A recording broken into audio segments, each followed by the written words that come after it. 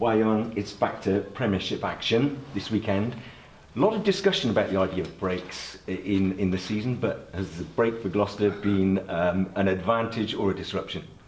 I think time will tell, Andy, after Friday, but personally I felt it came at the right time, so hopefully it will be a bit of a advantage in the sense that we got a few players back from injury, and also, just the renewed energy. The guys had a good few days off, and then obviously the last 2 weeks we practice, but still the fact that the guys had a few, apart from the guys who played the Bath game, there were still guys who had a nice weekend or so just to get away from the game, and the good energy with the boys back.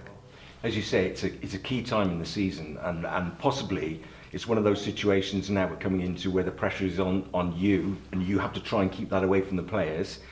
Top team, second place team, both at home, Kingsholm on Friday nights, and in that international selection window for those two top teams. I mean, that's a pressure you try and keep away from the players? Yeah, we can only control, ourselves. We're grateful, we're thankful that we play them at home. It's always nice to play at home, but we haven't done ourselves a lot of favours the last few weeks, or the last few run-outs at home.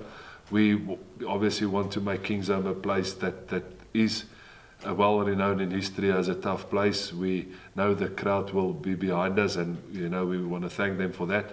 But the reality is the next 2 weeks is massive. We play the leading sides in the competition that's been setting the tone in the Premiership and in Europe Rugby for a long time. So it's going to be a massive challenge.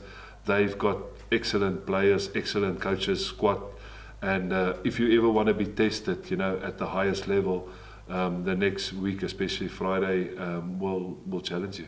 And the group, excuse me, looking right now, because I need to try and get the maths right, because Gloucester in a great place at the moment, 4th place, but I think there's 7 points separate the teams in 3rd and 9th place, which is nothing. They're really grouped together, so you've got to try and get that run of confidence, that run of performance back in this Gloucester squad. No, for sure. Obviously, like I said earlier, the Sale and the Leicester games, we lost a bit of, a lot of teams gained on us, and we're part of that fight now.